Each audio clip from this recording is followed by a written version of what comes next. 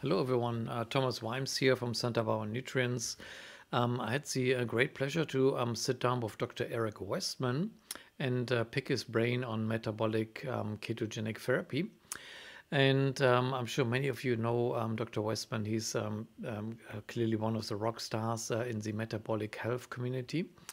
Dr. Westman is an associate professor of medicine at Duke University, and just for those of us out there that don't look every day at medical school rankings, Duke University has one of the very top medical schools in the US. It's usually right up there with UCSF and they usually beat out Stanford and so on. So it's a top place. So Dr. Westman is a little unusual in that place, I would say, because he's not a, the classical standard drug prescribing doctor. So he's a board certified doctor in obesity medicine and in internal medicine. He's also the founder of and director of the Duke Keto Medicine Clinic in Durham, North Carolina, which was founded in 2006. And over the past 20 years, Dr. Westman has worked with physicians, researchers, and educators around the world and helped tens of thousands of patients to lose weight and reverse chronic diseases. And he does this through diet and lifestyle changes. Dr. Westman has authored over 100 peer-reviewed scientific publications and also books and published really many of the key papers that are supporting the use of ketogenic metabolic therapy for diabetes and many other chronic diseases that are, commonly thought to be irreversible, but they are reversible by, dietary therapy. Dr. Westman is also the founder of a company called Adapt Your Life. They're very active in education. And so I hope you enjoy this interview and enjoy sort of hearing directly from one of the leaders in this research field. Well, hello everyone. It's a real great pleasure to sit down virtually with Dr. Eric Westman and try to pick his brain on everything about ketogenic metabolic therapy. And welcome, of course. Great to have you here. Just first ask, where does Eric Westman come from originally, and how did you went to medical school and so on, but how did you end up being where you are right now as a professor at Duke University? Sure. Well, thanks for having me. And it was about 24 years ago now, that I first learned about a low carbohydrate or high fat or keto kind of diet. And I've been studying it and using it ever since. So I've been at Duke University since 1990, but focused on nutrition for the last 20 years.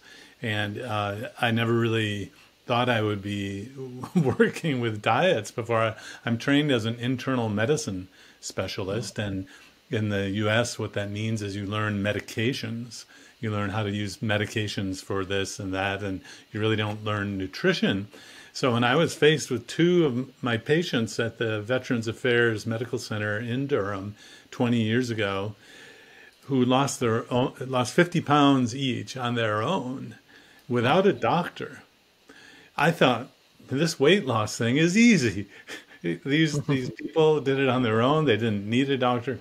And so I asked, what they did. And these two patients of mine did the Atkins diet. The Atkins diet was the most popular low carbohydrate diet at the time. And Dr. Atkins actually had a clinic. So I guess I was one of two people at the time who approached Dr. Atkins. It's interesting. Jeff Volek, who is now at Ohio State, was at UConn, University of Connecticut at the time, and he approached Dr. Atkins as a researcher, and I approached Dr. Atkins as a medical doctor to say, what do you do? And so based on Dr. Atkins' work and other doctors of that era, we started studying and publishing papers on the low-carb diet. And I had no idea how controversial it was. It's funny, people say, oh, you must have been so brave. No, I was naive. I mean, most doctors get no training, even today, on what diets do, or what a good diet is. And the joke is everyone knows the Mediterranean diet is healthiest, and nobody really knows what it is. You can't describe it, you know. So, you know, one step in front of the next. We did one study, then another, and randomized trials, and now the studies have been done all over the world, replicating basically what Dr. Atkins had done for about 30 years by the time I approached him in New York City. This was 1998. So we opened a clinic at Duke about 2007 based on the low carb, now called keto principles. You see, when the carbohydrates are really, really low, it becomes a keto diet without saying it. It just automatic. So that's like Atkins induction in the Atkins language. And at our clinic at Duke, you know, so I've seen thousands of people in a clinical setting, meaning internal medicine kinds of diseases, and it's really been a lot of fun. I practiced my best internal medicine ever, not by drugs, not by medications, but by diet, and it's really pretty amazing. Yeah. So interesting. Yeah. So you essentially grew up in the, you know, medical establishment. You went for medical school, residency training, internal medicine, Yes. Everything. Learned all about how to prescribe drugs and so on. But what Yes. really made a difference, I think, from, you know, what you experienced with your patients was a dietary approach. And you know, of course, I think lots and lots of people watching know you and know about you, and there's going to be, and just in case somebody doesn't know Dr. Eric Westman, there's a lot of fantastic interviews out there with him. So I encourage everybody to look him up and you know, see more about the background and lots of fantastic anecdotes out there, you know, about you and how you got to you know, setting up a clinic and so on. And so, but I find it really interesting that you know, you're at a very highly respectable medical school at Duke University, and lots and lots of other doctors there. But you're doing something there that is oftentimes still regarded as a little bit outside of the mainstream, or, you know, I think by many people, they would say, "Whoa, what's going on here? You know, we're supposed to prescribe drugs here. You know, we're not supposed to put people on diets, and especially a keto type of diet." You know, I've heard so many times that even doctors say, "Oh, ketones, you know, aren't they dangerous? You know, we have to stay away from them." So there's a lot of still misconceptions out there. Oh, no But question. right, but you're there. You're right in the middle of it. So my question was, so you have a keto diet, or a keto clinic, I'm sorry, that is up and running. And how can one visualize this? How does this look like? Is this a large place, a small place? Is this like a private practice? Is this do you have 1,000 employees? Probably not. So how does your clinic look like? Yeah, well, you're really nice of you to point out that I am at a university, and I have to have, in a medical center, major medical center, I have to have research, published research to support what I do. Or, you know, I don't know if I'd be kicked out, but I would at least be given a hard time about it. But actually at Duke, you could go to one of a number of different dietary programs.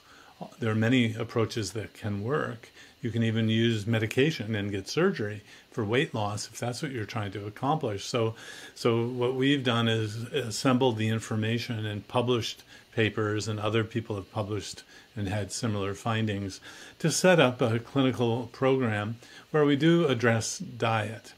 And that might sound unusual. You know, if you're watching, think, when was the last time an internal medicine doctor asked you specifically to write out what you had for breakfast, lunch, dinner, snacks, and drinks? I ask my patients every time they come back. And so I might be a little bit of an annoyance about the foods, but I get to take people off medications left and right, get to prevent diseases that other doctors can't fix or prevent. So my practice as it currently exists is small. It's within the insurance system. It's within a multi-specialty group practice in the university setting. Technically, it's a private practice, but it's within the university. And so we accept insurance, Medicare, and Medicaid. I don't get anyone who pays out of pocket. I suppose they could, but most everyone comes to me with insurance already. So the cost to someone to visit me in the office might be $3 if they have Medicare and Medicaid per visit, or it might be $30 if they have, Blue Cross Blue Shield, Aetna, something like that. And so, I do the billing and all that to support the insurance bill. Of course, we send a much larger bill to the insurance company, but it's like any kind of internal medicine or family medicine doctor you see in the insurance pay system. We have two doctors who are in the clinic, and we basically, I'm kind of, I don't know, embarrassed to say that we have two rooms. That's it, and we share time throughout the week, so that we basically have two rooms going all the time, Monday through Friday, 8:30 to 4:30 p.m. So I haven't taken the time like a lot of doctors do to build the little empire of doctors and people on their own. Rather, I've learned how to make a efficient, very, very affordable kind of practice, just focusing on food that can accomplish more than medications can.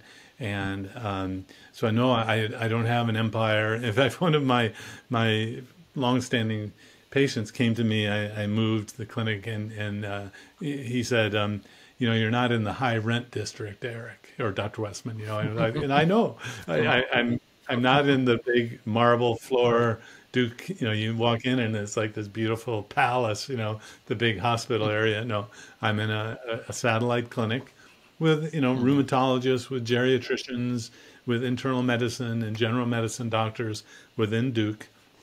And I have to think that that's been one reason why I've gotten support, is that I've been practicing side by side.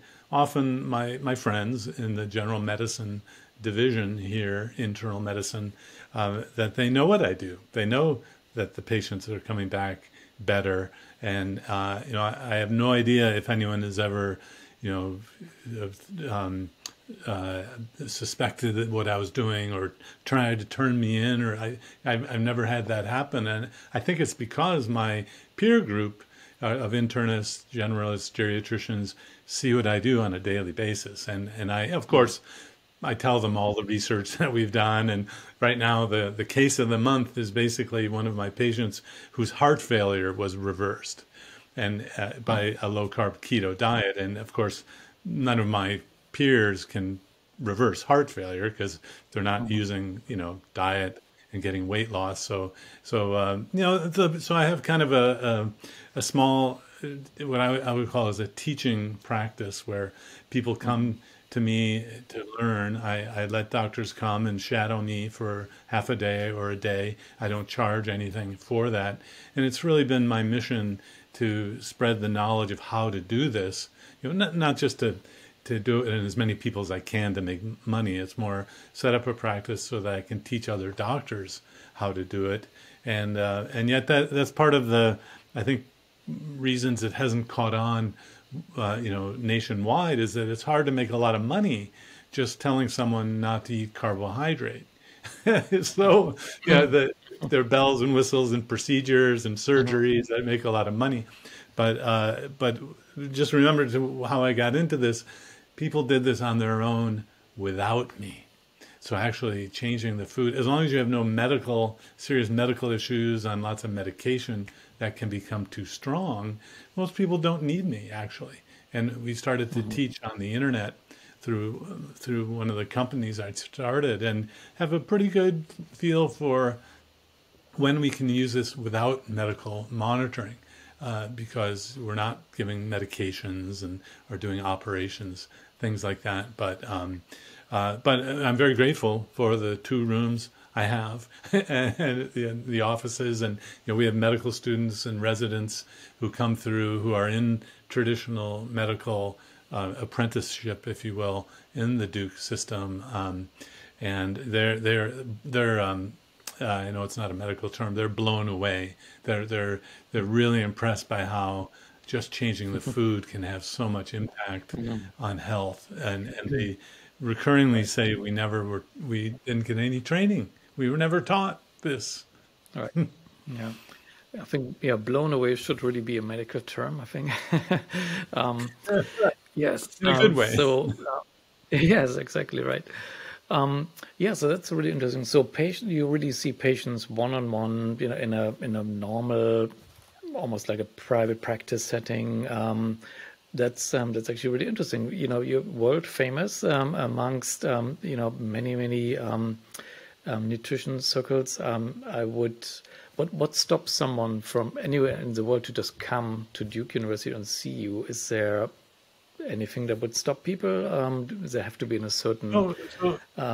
If you wanted to see me as a patient, Right. you'd have to come through the Duke scheduling channels, and there's a bit of a wait list to get in there. If you're a doctor or a health professional who wants to learn how to do this, you just show up. I mean, I've had people from around the world come and shadow me, but it's a specialty clinic, so you have to knock on the Duke scheduling door to get in the system. And then, no, I can see people from anywhere on Earth, at least for the first visit, and then the follow-up visits. They're all rules and regs. If we're going to be billing within the United States, you have to have certain things. But I try to connect people with local resources just as soon as possible, because now there are people all over the world who can support you, if not in person, then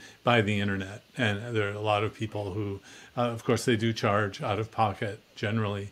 But there was recent news of a company that uses this for the treatment of diabetes called Virta Health, where they're getting more and more insurance companies to actually pay for it, which is exciting.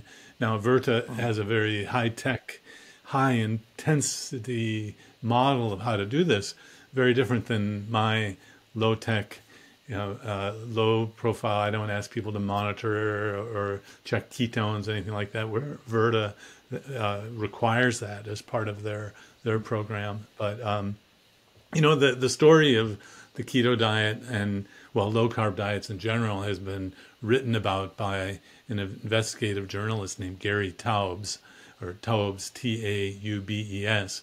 If you have any question about why we were taught about the low fat diet, that's his first book, Good Calories, Bad Calories. It was a pioneering work for me to realize why I could be doing something so radically different. Is because the research and science for what was being taught was actually pretty weak.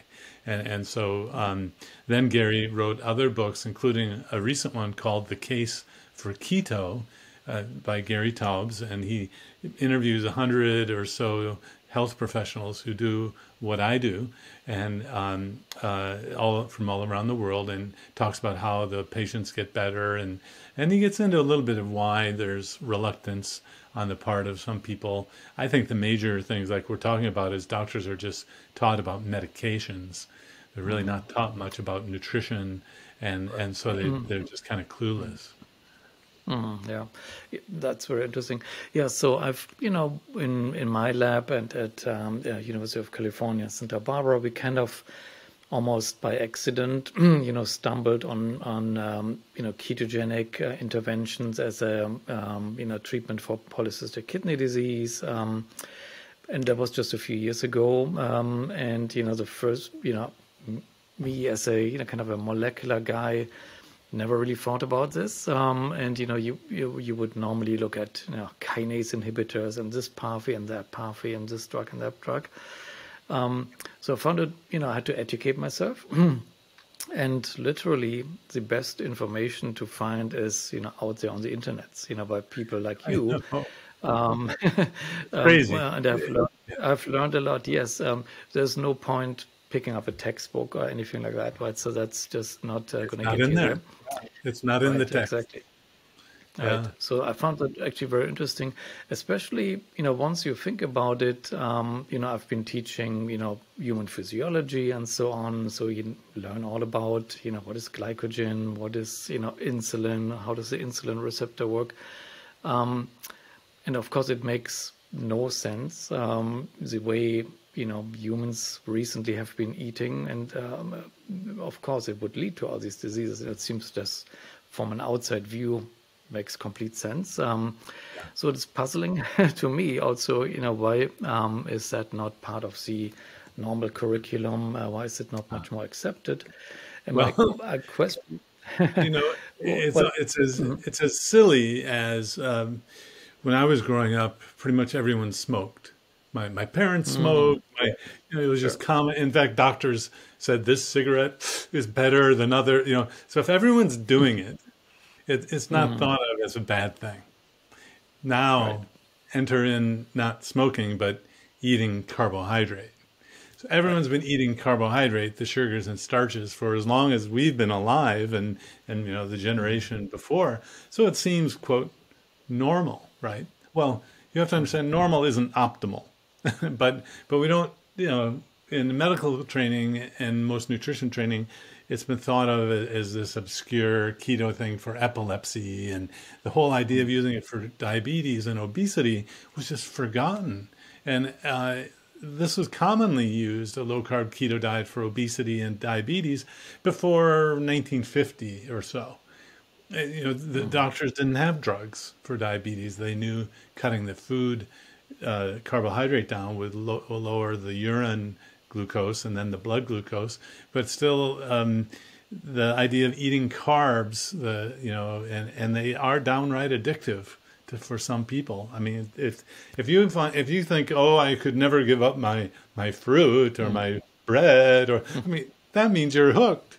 I mean, but mm, actually, it's easy to give it up. If you haven't tried it yet, you have to give them all up on one day. That's the method I use, and then the cravings pass rather quickly. And not everyone is super addicted to it, but so I think one reason why we weren't taught this in medical education doesn't bring this in is that it's not typically seen. What's typically mm, seen, the physiology of most humans is one that when you eat carbohydrate. But I have to just insert something that occurred to me just this year. So this is like 25 years of me being in the old paradigm view, really, which is, seeing the world with carbohydrates and all that. If every human goes into nutritional ketosis, becomes a fat burner, if you don't eat for 2 or 3 days, it's called fasting.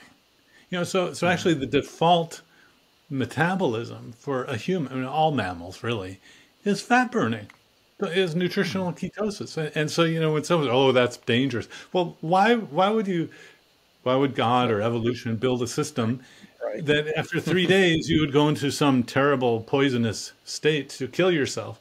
No, it actually Right. keeps you alive. so, Right. so, once you get, like you're saying, once you get out of the box and look and say, Mm, well, actually, we didn't have carbs around very long. Sugar mm, only 100 years, bread only 10,000 years. Well, people say that's a long time. Well, not by no. evolutionary standards. So, Right. but there are all these different reasons why I still just want my Mm, eat my fruit, right? So there are all of these uh, uh, um, kind of excuses to keep, if there is an addictive element. I mean, but even then, no question, fruit tastes good, bread tastes good. I'm not going to question that, but it might be harmful to you. My first right. 10 years of research, clinical research, was in smoking cessation. I lucked out to be working side by side with the inventor of the nicotine patch. It's a brilliant, brilliant fellow, and I was the medical director who, helped out with clinical trials. We did the first nicotine patch study. It was an Mm, obscure patch from Korea, and uh, but what I realized is that you do have to kind of stand back and always question what we're teaching and what, especially if you can't fix something and you come across upon something that can fix it, that's when the paradigm shifts. And this is in the book, the Scientific Revolutions book, so that not many people are walking around with flip phones anymore, or phones with cords. It's amazing how just about everyone has a smartphone, because there's so much you can do with it, and yet nobody questions that. Well, is that technology okay? I mean, but it fixes a problem. So if you bumbled upon a treatment that can help something that the medical mainstream can't help, this is where we need to be in terms of knowing how to use a nutritional state, which is as normal as just not eating for 3 days.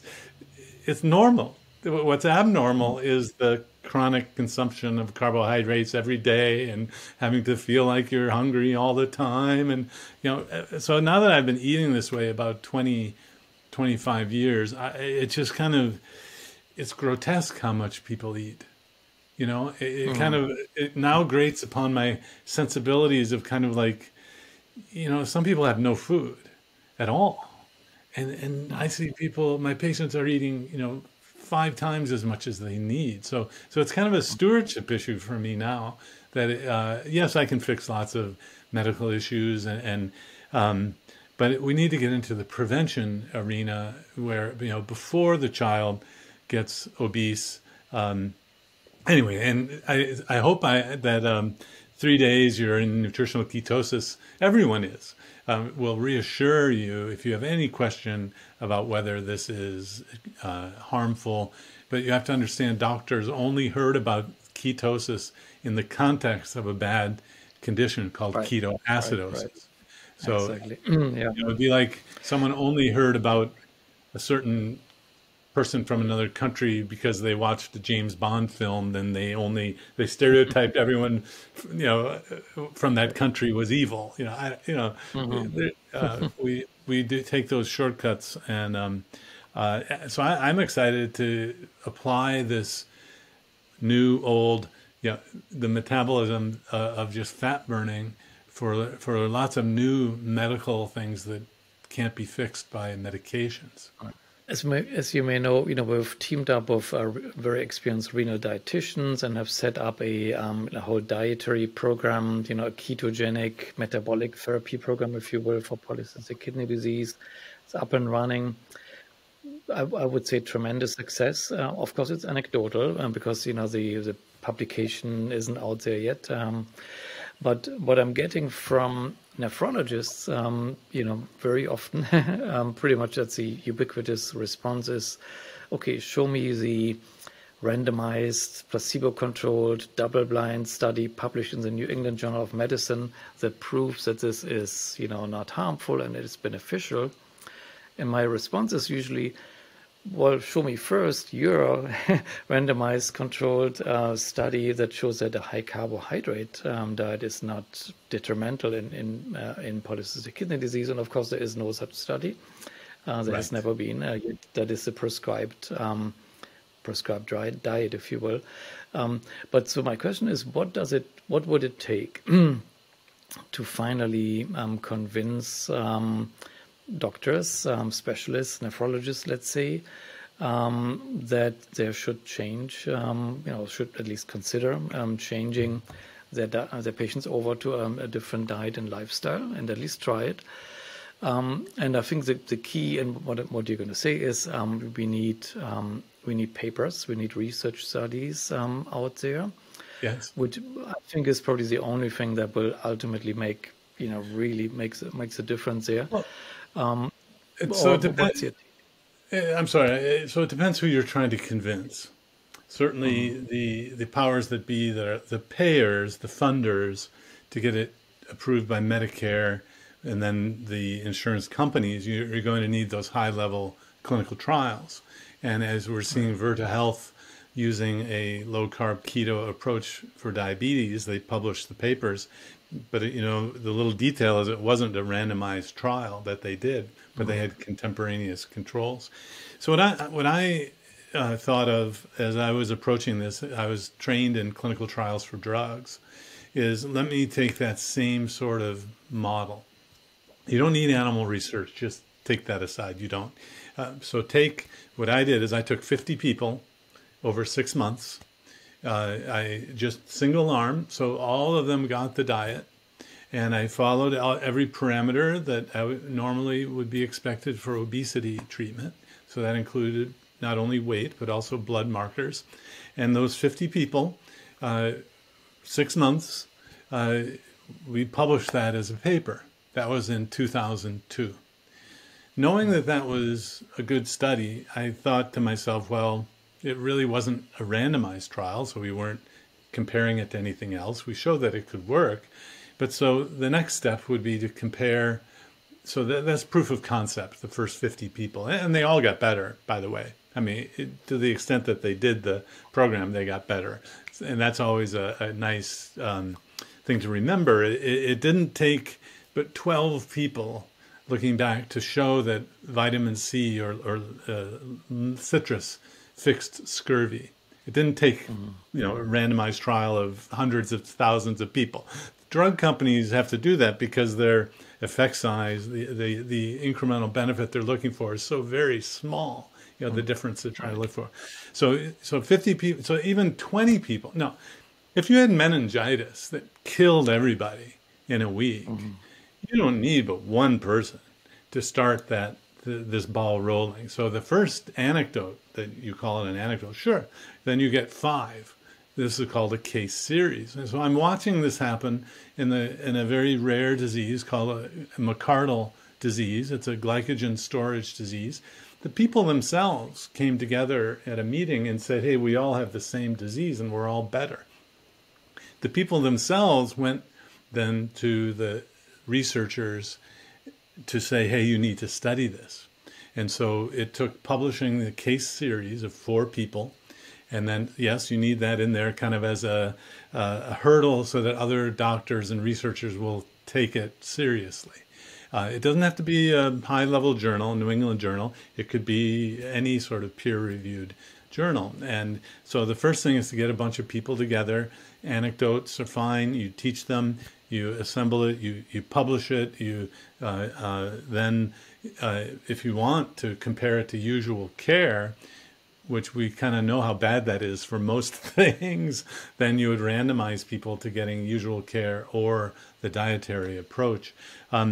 My advice has been to use weight or other, you know, diabetes as the parameter that you're going to be following, because that's going to get better. And then if you're taking the kidney disease along for the ride, you're going to see whether that gets better or not. And that's what happened with McArdle disease, with fatty liver disease, with polycystic ovary syndrome. All these other things have improved, even though we were focusing on the weight and metabolic improvements. Yeah, so a nephrologist, I have to think, so that's kind of the level of evidence issue. So you have to take it takes time and a lot of diligence to build that level of evidence. And if you're going to be convincing the payers and other doctors, that's what you need. To convince other people, I'm watching Facebook groups pop up with people on a certain area. So keto and type 1 diabetes. There's thousands of people, mostly children now, doing type 1 diabetes, doing low carb. There's a group with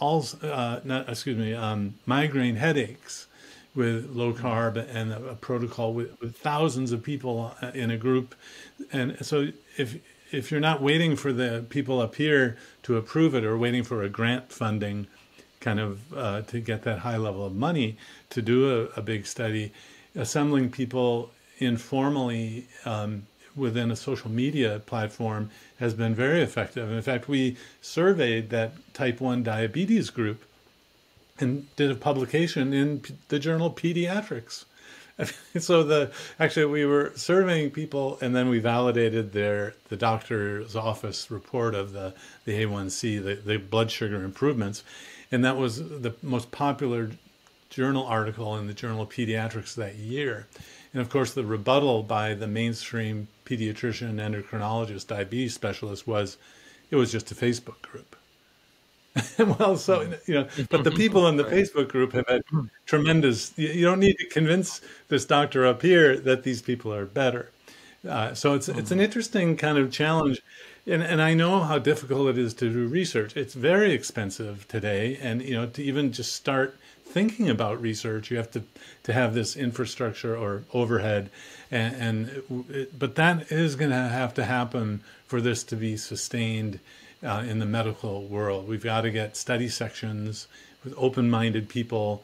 But the pilot data you have to assemble now as the anecdotes, the case series, and then scout out an open-minded sort of study section. Although I know of only one open-minded study section, NIH-wise, but there may be other non-governmental organizations who are focused on that type of kidney disease that might be willing to give a jumpstart of funding, and that would be huge. I mean, even small amounts at this stage can help you assemble more people and pay the expensive costs that there are. And then now in the psychiatric world, there's actually a philanthropic donor who's decided to help out with the funding of more research for psychiatric disease. So it is kind of a interesting battle, and it's you can see things working in your office, and yet until you do that hard work of the papers and all, no one else is going to believe you. But I don't really care about convincing other people anymore. I just kind of want them to. I mean, yeah, it bothers me that more people can't take advantage of this, but to learn what I've learned and then teach other people, I know it's going to be slow, but I think you're doing the right thing to set up a program, get people involved. Depending on the disease, it may take the first 10, right? If nobody gets better and you see 10 people getting better in a row, that's not random. I mean, that you don't need a randomized trial to do that. So remember that meningitis or pneumonia, everyone dies.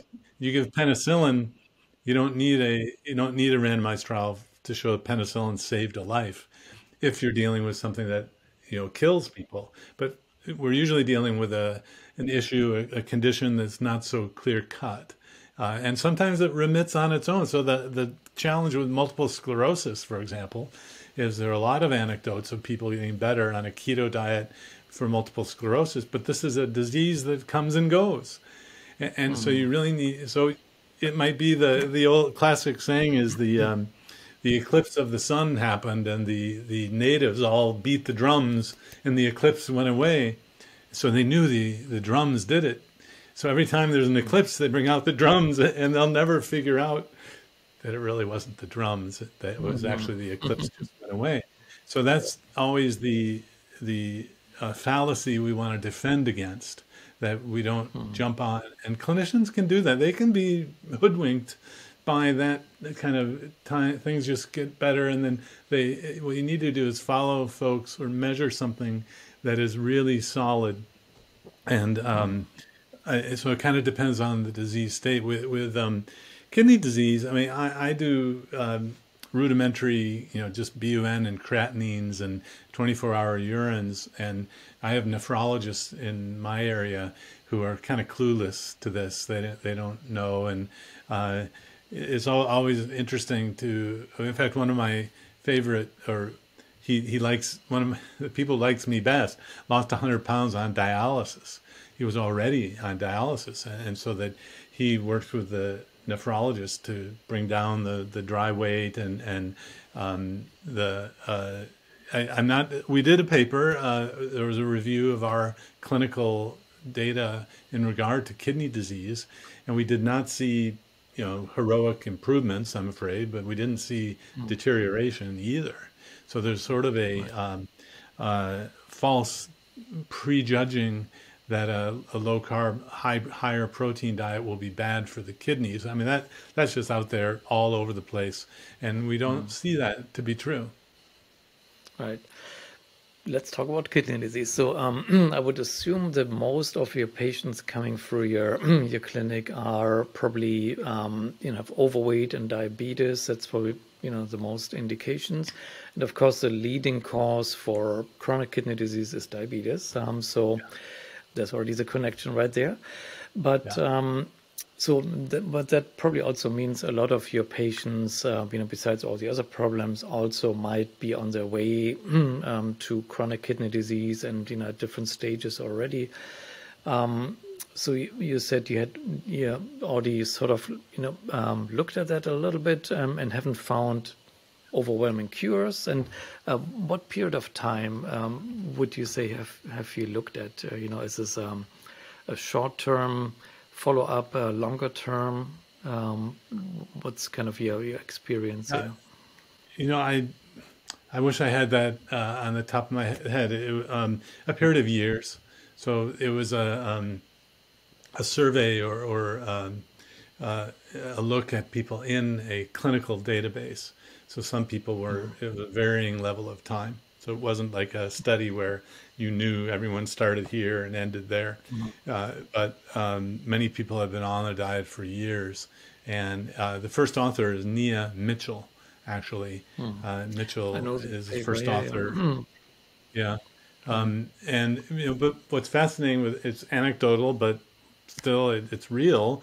I don't know if it'll apply to everyone who has it, but I have several people who have autoimmune conditions who come in with a creatinine that's elevated, so some mild kidney trouble between 1.5 and 2, for example, and it gets better.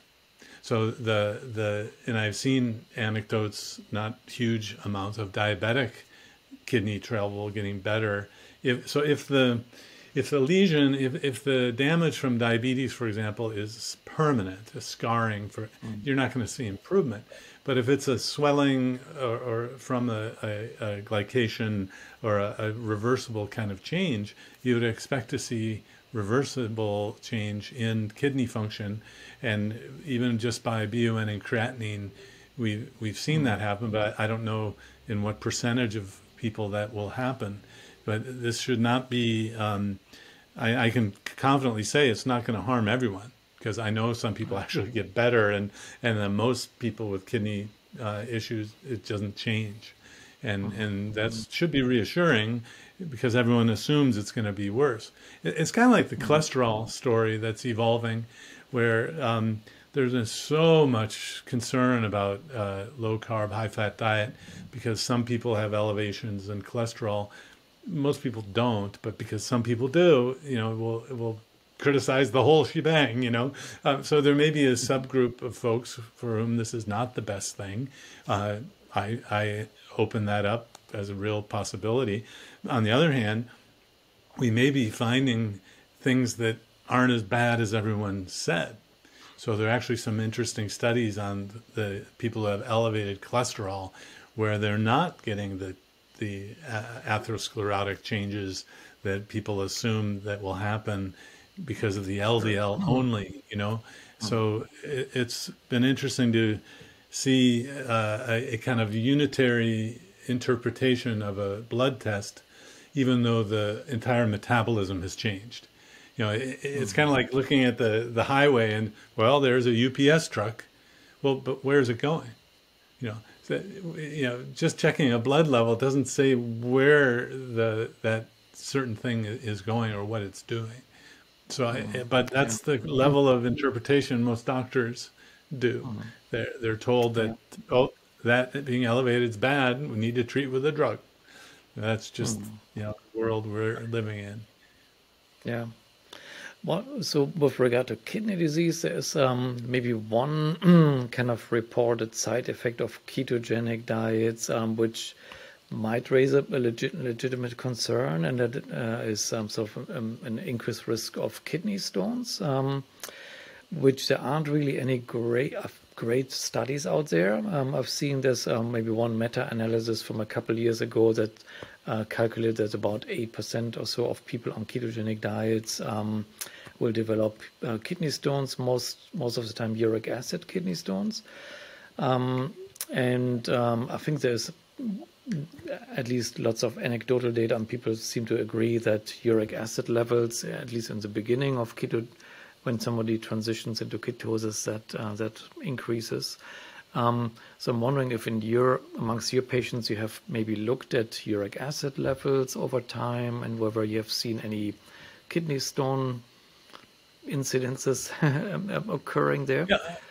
Well, so I hear two issues. One is the kidney stone, and then the other is uric acid and gout being the other complication of excess uric acid.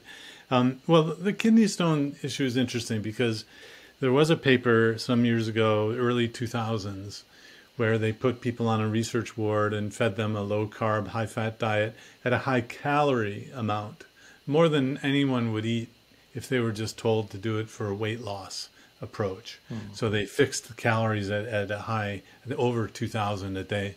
And over a 2-week period, the conditions were more favorable for kidney stones, but they didn't see a kidney stone. And I don't think they were anticipating that was enough time to show one. Certainly people can get a kidney stone on a low-carb diet. People can get a kidney stone on a high-carb diet too. So, everyone else who has a stone who's not on a low-carb diet, you don't hear about that because that's just common. Right. I mean, it's so common. So the best data that we've collected, it was a study in the VA populations, Veterans Affairs Clinic in Durham. Dr. Yancey, my colleague, was the first author. And he randomized people to a low-carb diet or a low-fat diet and orlistat.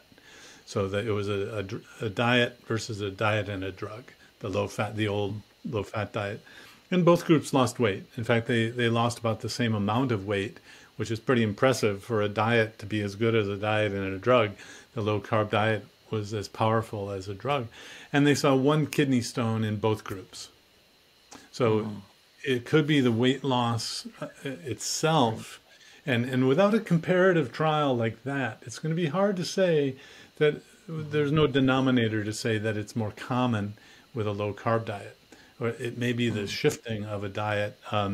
Some people have argued that if you have a retained kidney stone and you go through that initial water loss in the kidneys, diuresis, you're peeing out a lot, you might pass a stone when the diet didn't create the stone, it just helped pass it. If someone has a kidney stone, and I have to say it's not common and the way we teach it, and so if someone comes in with a history of stones, I'm pretty clear that you have to keep drinking lots of fluids. And most people were told that when they had the stone, but they weren't told it over and over and over and over. So that's the one situation where I really hammer with the teaching, the education, that they need to be sure to drink lots of fluids, especially in the hot summer in North Carolina, where we live.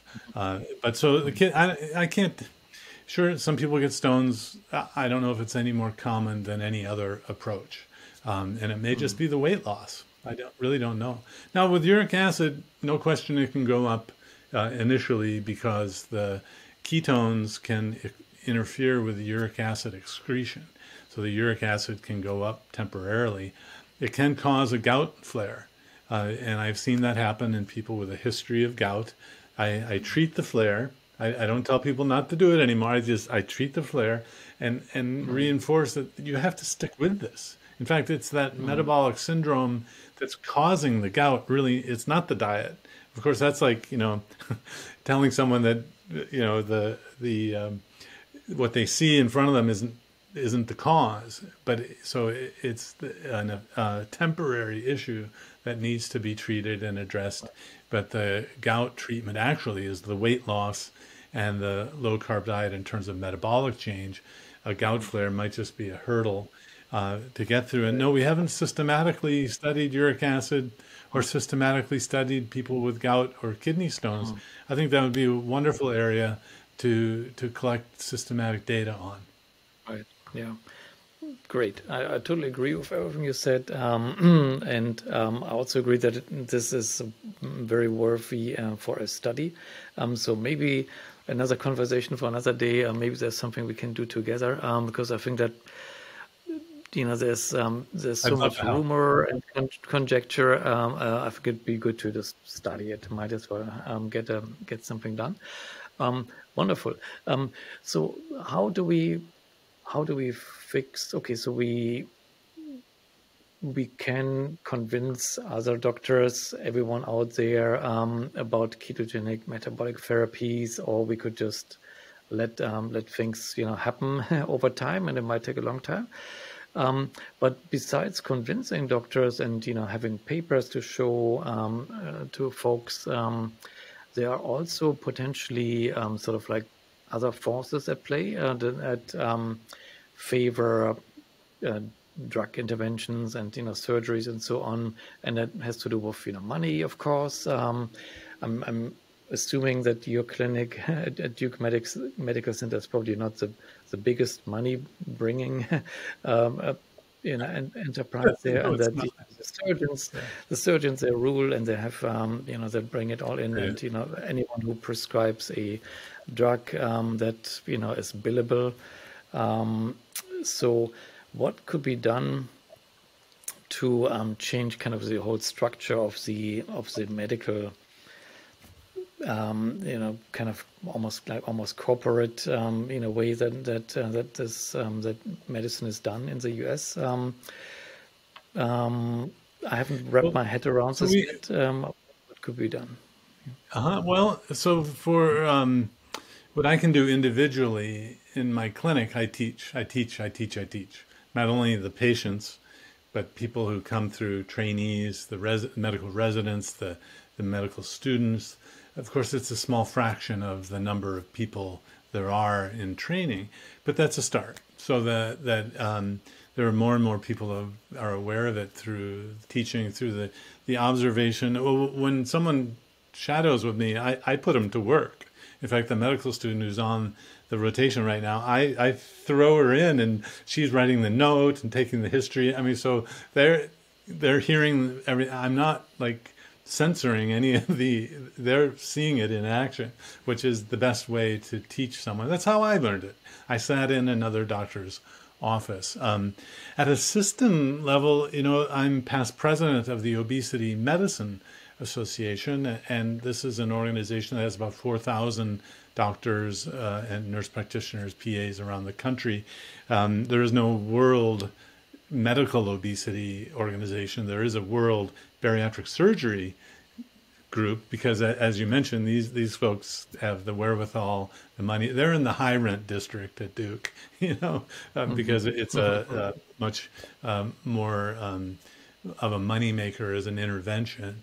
But what our organization has done is to create opportunities for people to learn. Of course, the Obesity Medicine Association doesn't just focus on diet. It focuses on diet, lifestyle, but also medication treatment, and then programs where you just buy the product from the doctor. So it's diffused into more of a clinical base for how do I treat the patient in front of me. Because I see this group going more toward the drug development, and I'm thrilled that there are drug companies involved in helping create medications. I'm not against them. It's just you have to usually pay for them, and they may have side effects. And then you still have to learn how to eat in the current environment to keep the weight off. But because I see that organization is rather limited, I helped to start a new one called the Society for Metabolic Health Practitioners. And there are two meetings, one on the West Coast, one on the East Coast every year, where it's very interesting because it's people doing a low-carb diet or lifestyle change. It's practitioners who are interested as well. So it's a whole blend of talks of people who are using it or doctors who are teaching it. So at the end of this month, there's a low-carb Denver conference that's starting up again. A lot of these conferences stopped during the COVID era, and now they're starting up again. So teaching through these meetings, but the medical approach, we have to get nutrition in the medical schools somehow. And when friends of mine have tried that, they say, well, what are we going to take out? It's full. It's like, well, or they're teaching maybe you can confirm this or not, they're teaching the mechanisms a student would need to know in order to handle the drug that they're going to be prescribing, when you can actually accomplish a lot without drugs. The idea of nutrition getting back into the medical training, it may seem so obvious, like the joke we use is that veterinarians, the first thing they say is, "What are you feeding your dog? What are you feeding your cat?" And the doctor never asks. I can go to the gas station and get perfect gas for my car. In fact, I can't get junk gas, but I go into the gas station and I get junk food for the human, perfect gas for the car. So the idea that what you put in your mouth doesn't affect human health is ridiculous, and yet medical schools don't acknowledge that. Right. And it's across the board. Across the board. Right. I know. And guilty as charged, I'm teaching literally hundreds and hundreds of pre-med students, and maybe for viewers out there that are not from the US, in the US, the medical school is almost divided into pre-med, it's the undergrad college level, and then you actually go to medical school and, build up on there. And we have, in my university, we have no nutrition class for our bio majors, and neither does pretty much anyone else. So people go into medical school not even knowing essentially what is ketosis, what are ketones, some of the basics. How do you make sense of this? I mean, it's as if there are people actively not letting nutrition be taught. Right. Well, one fix would be if all the medical schools would say, you want to be admitted to our medical school, we require you to have at least one semester worth of nutrition class. And then all the colleges would say, okay, we got to have a nutrition class now. That would instantly change things. It's brilliant. Let's do it. So now we need to infiltrate the board of that makes the requirements for medical schools. Are you on? Right. Are you on the panel? I am not. No, but one should reach out to people like that. Yes.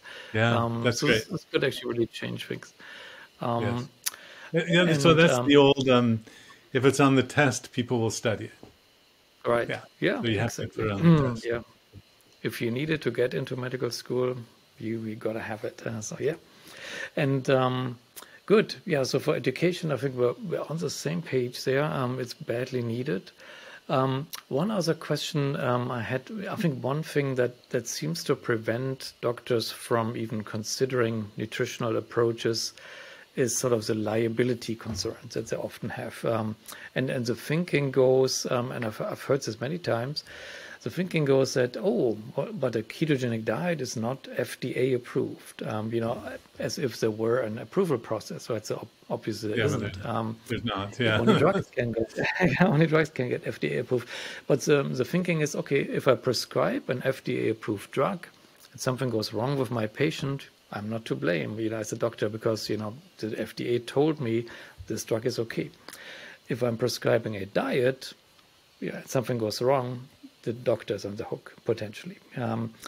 So I kind of developed the idea that if there was an FDA approval process for a diet, the low-carb keto diet would be FDA approved. There have been so many studies. And so when you take a handout or recommend a diet book, there's no question it can work. I mean, and be safe. But the problem is if it's so powerful, it's prescription strength, like what I use, you have to be careful to lower the medications and to be ready to get people off the medications. They can become pretty strong. So I'm not aware of anyone being sued really ever for a low-carb diet in the U.S. I'm told the reason for that is we have a tort-based system. You have to prove wrong, and the patient has to be the one to complain. And so around the world, what we've seen is some medical authorities have put the doctors on alert and give them hassles, but never in the U.S. I'm not aware of it. There was a dietitian who got in got in hot water with a licensing board, a dietitian, not a doctor. So you're the doctor's in charge of the whole shebang. You're the general, and just learn a little bit about the approach. Look at some of the review papers. There are meta-analyses, and for heaven's sake, it's just food. But because Right. we have no Exactly. basis to compare, Right. and there are some really compelling, charismatic people saying just the opposite thing. Well, Right. there are many different kinds of cars. There are many different kinds of ways to be healthy. So it's not a zero sum, there's one size fits all. We did that with the low fat diet and it didn't work. There is no one size fits all. So to just reassure the practicing doctor that no one has ever been sued, to my knowledge, in the US, no doctor, since Dr. Atkins, which was 2001, I think, he was a target for the PETA vegan folks, and that was thrown out of court because the judge said, "You read a book. You can't hold the book." The author said, "Don't. You can't. You're taking this in your own hands." The doctor wrote in the book, "I'm just writing this down. You talk to your own doctor," and that held up. So I don't know. What I would recommend is that you recommend a book. In fact, so I've been trying to teach. We wrote our own book called End Your Carb Confusion and have a cookbook that's a companion cookbook. So, and in there, what I say is, you can't blame me. We wrote this book. So, I'm just kind of joking. It's ironic, Right. and it just boggles the mind that you can put a tube up someone's artery and do catheterizations and heart things that are Right. risky. Right. I mean, the IRB, the Institutional Review Board applications, are this thick, and you have people sign forms like this. All we're doing is telling people not to eat sugar. Right. Yeah. It's just, but I again, it I doesn't totally compute. agree. Right. Yeah. And I totally agree. And actually, strangely, besides the FDA, there's almost like a pseudo FDA out there. And those are, number one, guidelines. Number two, this company called Up to Date. And at least in the nephrology field, that is almost every nephrology in the US practices according to Up to Date. And I don't know Ah, if you know about Up to Date in your field. It's I haven't looked at essentially, it. Haven't looked at it in right, years. yeah. But maybe we could It, up to date, bring up to date, up to date. We should, but I'd be it is happy to help. Yeah. it's very conservative, unfortunately, and it's almost impossible to break into up to date with something revolutionary. um, but apparently, nephrologists typically don't read papers much anymore, and I'm sure not all of them are like that. But what they do is they look it up on up to date, and whatever up to date says is essentially Well, approved. And unfortunately, it doesn't talk hardly about metabolic ketogenic therapy or anything like that. well, So let's try to that is rectify that. Let's try to fix that. that will be fantastic. Why Great. not? Um, so how can people learn more about you and your clinic? Where can they find you on the internet, on social media? What are some of the places they can go to learn more about how you're tackling the problem? Well, there are really two web focuses I have. One is a my personal website, which is ericwestmanmd.com. Okay. And We'll that put it down there in the links. Yeah. ericwestmanmd.com. And one of the things it will send you to is Adapt Your Life. Adapt Your Life is my company. Adapt Your Life Academy sells. Yeah, it's a sells courses that teaches people how to do keto diets and other lifestyle change. So Adapt Your Life Academy, Adapt Your Life YouTube channel has hundreds of free videos that I've done just for the free information about it, about low carb diets specifically, what they can do and how to do it. In my clinic, we used to bring people in for a class.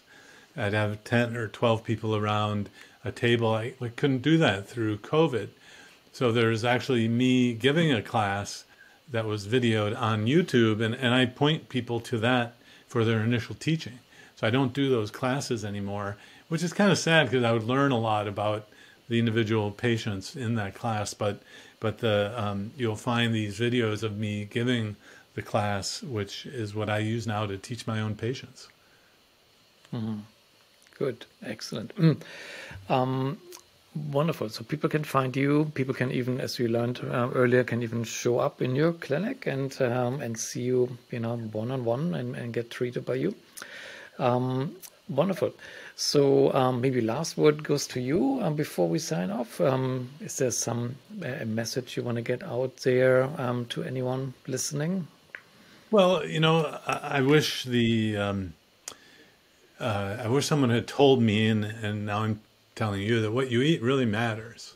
I mean, within a certain range of the human body is pretty amazing. It can tolerate lots of things, and when you're young, you can do a lot more this wide range than when you're getting older. But it's sugar that should be the focus of limitation, and starches get digested to sugar, not fat. So when we grew up, it was fat was the problem, and that's all unraveled. In fact, the experts now have papers that say saturated fat is fine. So the clinical people may not all know that, but the experts in nutrition all say that. And so really focus on limiting sugar, not fat, in the big picture view. Good. Wonderful. Well, great. Thank you so much, Eric. Really appreciate it. Great pleasure. chatting with you. And let's think about some clinical trials. Wonderful. Yeah. Great. I'd like to help if I can. That'd be fantastic. Wonderful. Okay. Have a great day. See you. You too. later. Bye-bye.